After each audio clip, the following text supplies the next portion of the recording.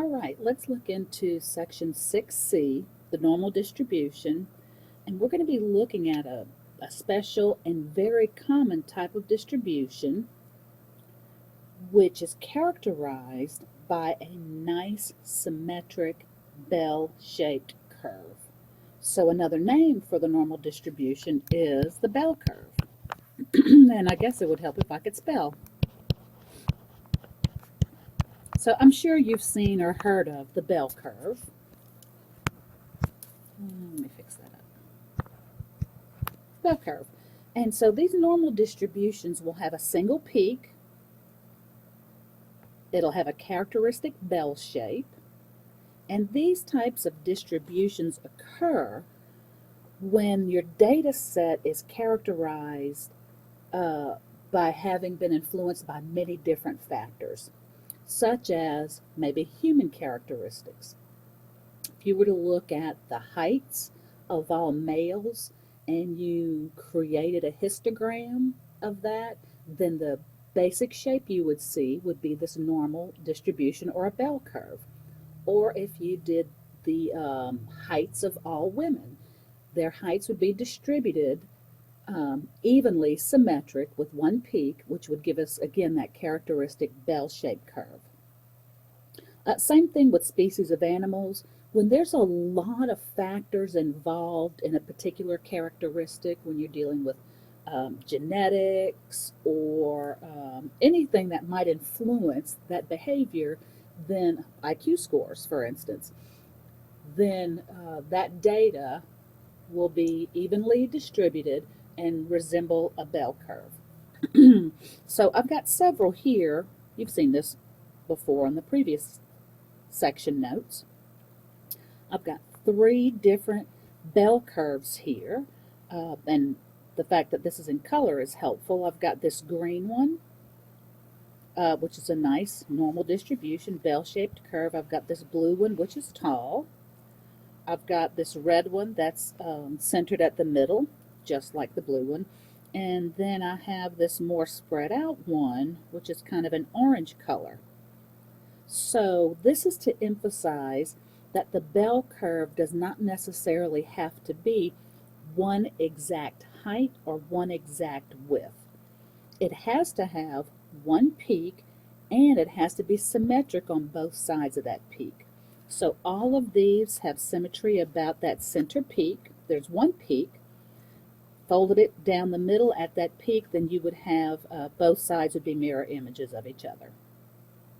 So what makes these different is the height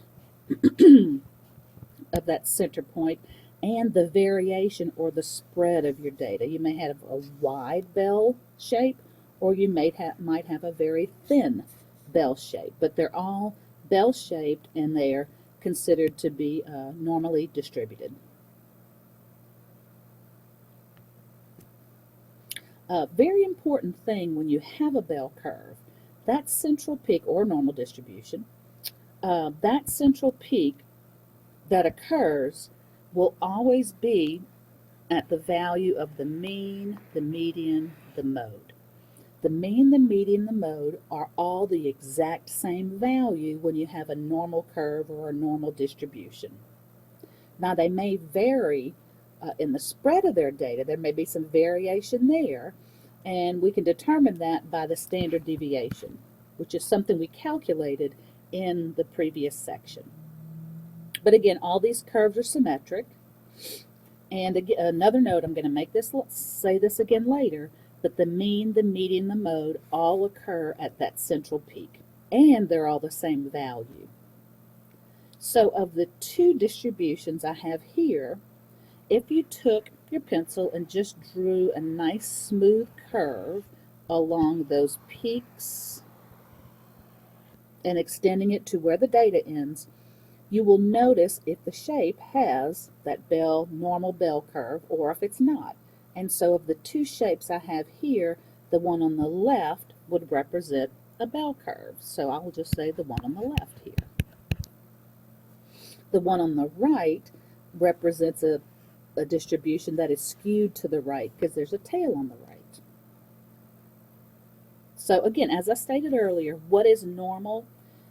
A normal distribution will arise when you are studying a quantity that is the result of many different factors. As I said, adult heights, scores on IQ tests, actually sports statistics like batting averages, those will all follow a normal distribution.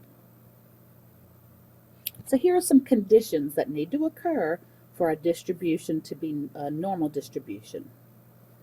Most of the data values are clustered around the mean, giving it a well-defined single peak. Got to have it single peak. The data values are spread evenly around the mean. There's some symmetry there around that peak. There's tapering tails on each side, and those tails on each side are symmetric. And the data values, again, as we said earlier, result from a combination of many different factors, such as genetics and environment. Now, when we're working with a normal distribution and we want to know, well, what's the variation or the spread of my data, we are going to characterize that by just using one single number, which is the standard deviation that, again, we found in the previous section. Let me go back up to condition number 3 where it says tapering tails on each side. Sometimes it helps to have a visual, and what we mean by that is that you've got this bell-shaped curve, and on both the left side and the right side, those tails of that curve, they're tapering off down to that x-axis. So the tails are tapering down to meet basically that x-axis. So that's what we mean by tapering tails. Single peak here in the middle, and at that peak, that's our mean, which is equal to the median, which is equal to the mode. The mean is equal to the median is equal to the mode in a normal distribution. Okay, so how are we going to use the standard deviation in these normal distributions? Well, we have this really cool rule that we can use for a normal distribution. It's called the 68, 95, 99.7 rule, or 99.7 rule. Let me see if I can get this whole thing in one window. Okay, so in the statement of this rule for the normal distribution, these are actual facts. This will always happen. In every normal distribution, regardless of how wide it is or how short it is, this is the case. Approximately 68% of the data, or we can just say 2/3 of the data, fall within one standard deviation of the mean. So if I'm at that peak and I take one step to the right, that's one standard deviation, and one step to the left, that's a standard deviation. If I take one step right and one step left, then that data that is in that area, that represents 68% of the data points. So that's a really nice rule. I can make some very general statements about some data that's normally distributed. Okay? If I were to walk out 2 standard deviations from the mean, 2 standard deviations right and 2 standard deviations left, then what that does is that encompasses 95% of the data. So 95% of the data points would lie within 2 standard deviations of the mean. And finally, if I went 3 standard deviations right and 3 standard deviations left, that encompasses all of this area, and that involves 99.7% of my data points. That amount of my data will lie within 3 standard deviations of the mean. So it's like we're talking about the coverage of this bell-shaped curve. If you'll notice at the bottom of this graphic, there's a little plus sigma, plus 2 sigma, plus 3 sigma. Remember, that symbol, sigma, is our symbol for standard deviation. The mean is always there in the middle. And so there's our rule, the 68, 95, and 99.7% rule for a normal distribution. Again, we're thinking about percentage of area covered under this bell-shaped curve. All right, so let's use it. And let me get my screen a little bit bigger here. So here's an example. Each test that makes up the SAT is designed so that its scores are normally distributed with a mean of 500 and a standard deviation of 100. What does this mean with respect to the 68, 95, 99.7 rule? It is always best to draw a picture. So notice that I copied that graphic for you right below the statement, and what I want you to do is on the vertical axis below this bell-shaped curve, I want you to write in the values for these tick marks located at the bottom. So for every one of those tick marks, I want you to write in the actual data value that goes with that. Take a second, do that, and then check your work.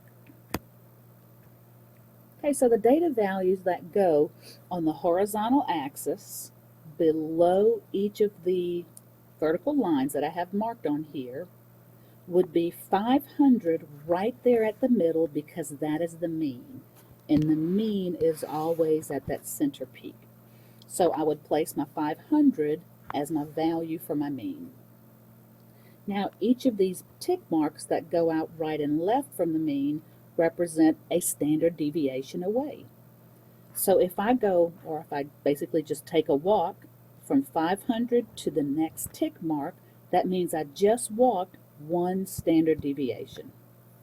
And a standard deviation in this case is 100 units long. So to get from 500 to the next mark, I'd add 100.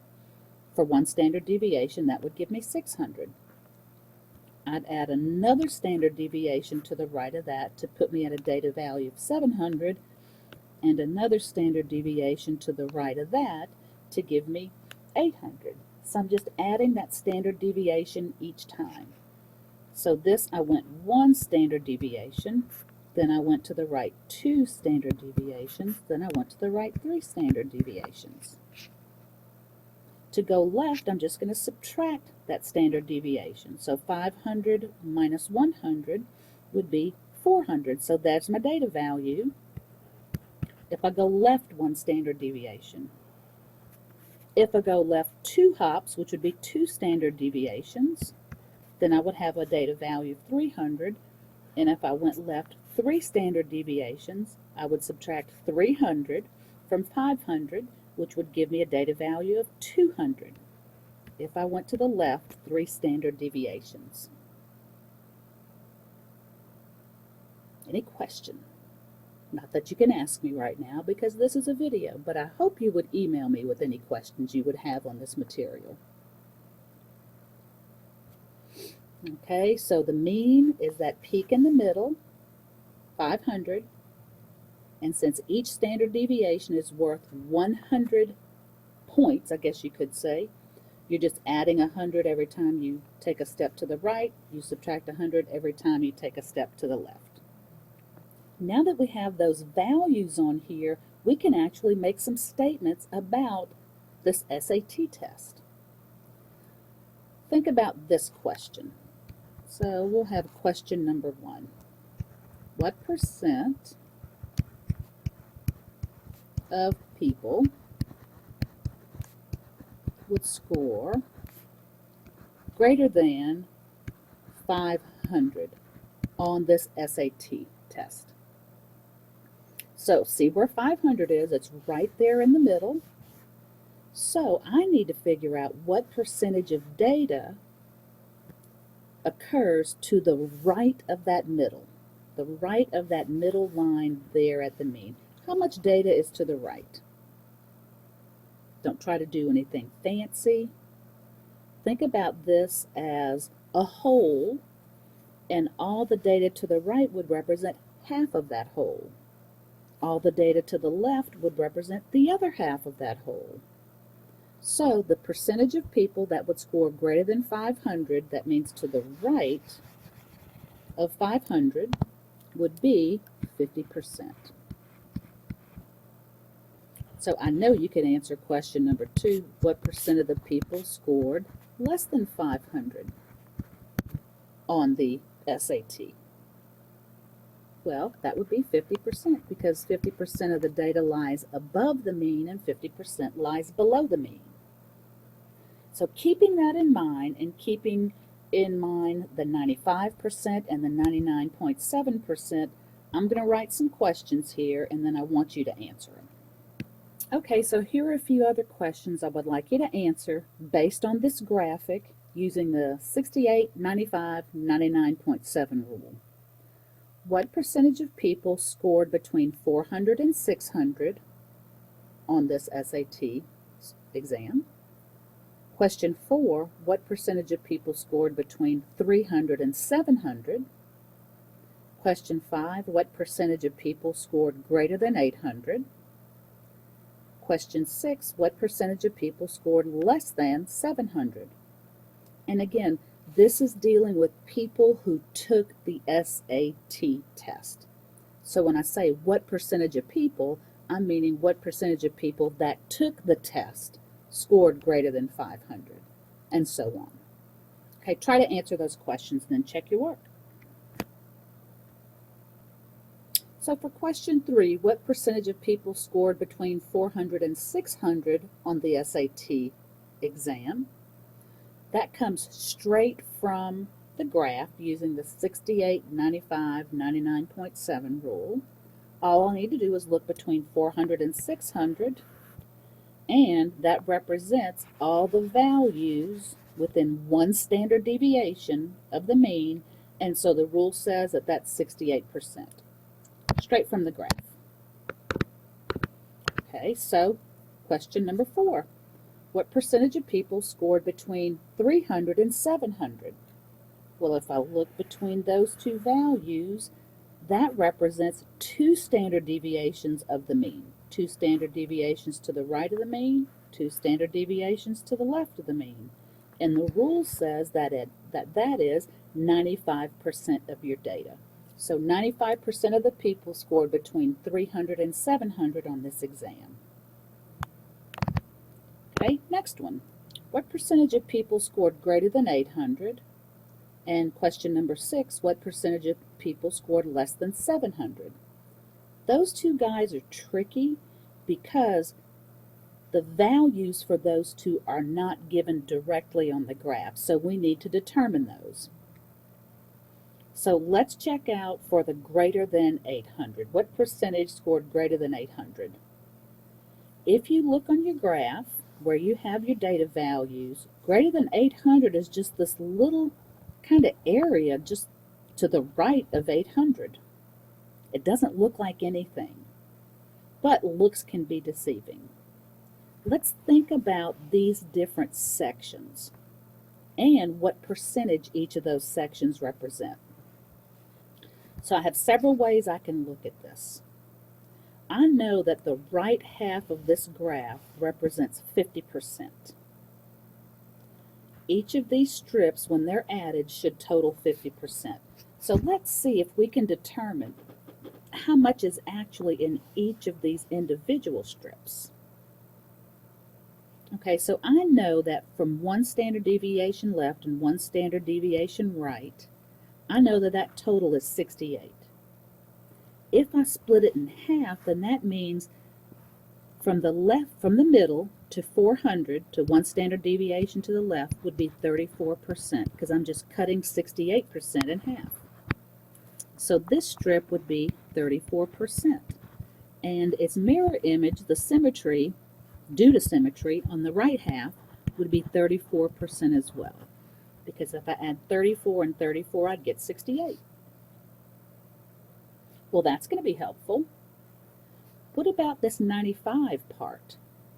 95 represents these 2 strips along with the 2 strips on the right because of the symmetry. If I added all this data up, it would be 95%. Well, I already know that encompassed in this 95% are these two 34% strips. So how could I find out the value of this next strip where the 95 stops? 95 stops here and here. And I know this dark green strip is 34, so I can do a little subtraction to find out what this lighter green strip is. Figure that out. Come up with a way to figure that out? If I take 95 and divide it by 2, half of 95 is, oh my goodness, excuse me. Half of 95 is 47.5. So that means the right half here is 47.5. The left half is 47.5. Well, I already know that the dark green part is 34, so that means if I subtract 34% from that half, which is 47.5, I will come up with this lighter green strip. So that light green strip can be found by taking half of 95 and subtracting 34 from it. Well, if I do that, that gives me 13.5. Okay, so that means this light green strip, because of symmetry, is 13.5 and the right side is 13.5, and that's percent. That means 13.5% of the data will fall in this light green area. Let's do the same for these other two pieces. And these two pieces come from the fact that we have 99.7% of my data that goes left to right, 3 standard deviations in either direction. Again, I already know that half of 99.7 is 49.85. So let me just grab a different color here. That means from the middle over to this third blue dotted line, from here to here, is 49.85%, because that's half of 99.7. From here all the way to the third blue line, 3 standard deviations, is half of 99.7, which is 49.85%. Again, percentage of the area under the curve. So I'm trying to figure out what's in this lighter green strip, and what's interesting is half of this is 50%. Well, I've already defined the first part to be 34%, the second part to be 13.5%, the whole piece to be 49.85, so all I need to do is a little subtraction to find this lighter green area.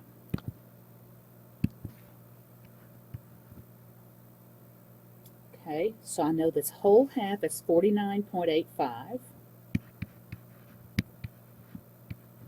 This left half of my graph up to that third dotted blue line.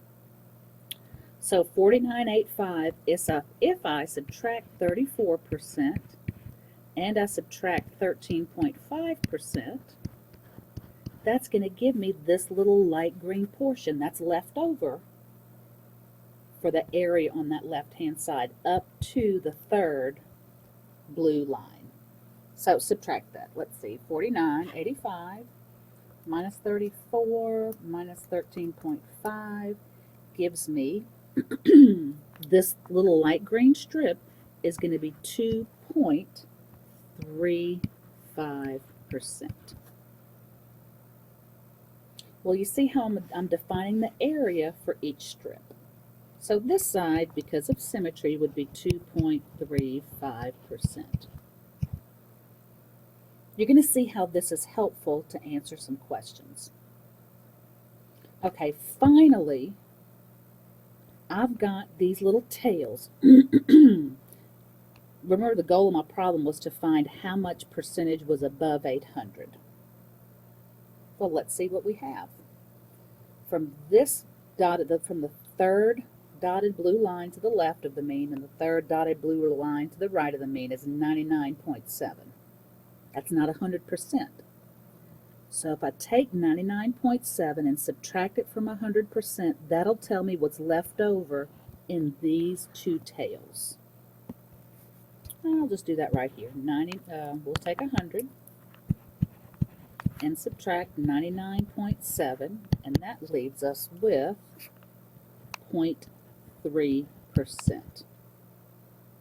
But that is shared within those two tails. So if I took half of 0.3%, that's going to give me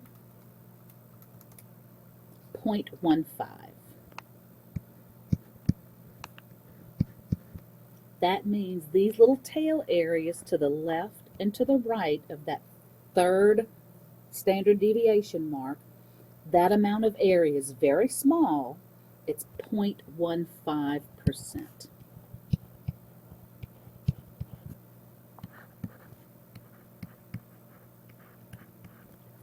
By defining the amount of area in each one of these strips, I can now calculate what percentage of people taking the test scored greater than 800.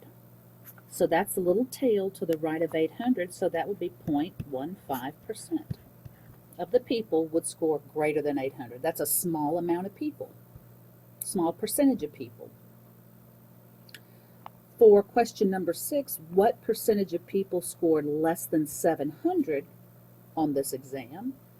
Well, I see where 700 is, and I want less than 700. And less than means I would be going to the left. So if I just shaded, I'm going to go back and pick up a different color to show that shading. I'm at 700, and I want everything to the left. So I'd be shading from 700 to the left. The question is, how much area did I shade? Well, basically, I shaded everything except for this little 2.35 spot and this little 0.15 spot. So figure out how you would make that calculation. So for less than 700, it would basically, there's several ways you can do this. I'll just say it's 100% minus that 2.35% minus that 0.15%. Because everything is 100%, but I want everything from 700 to the left.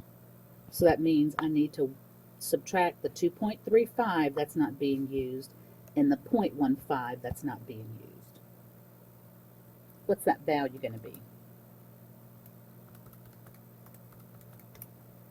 97.5. 97.5% of the people that took this test scored less than 700.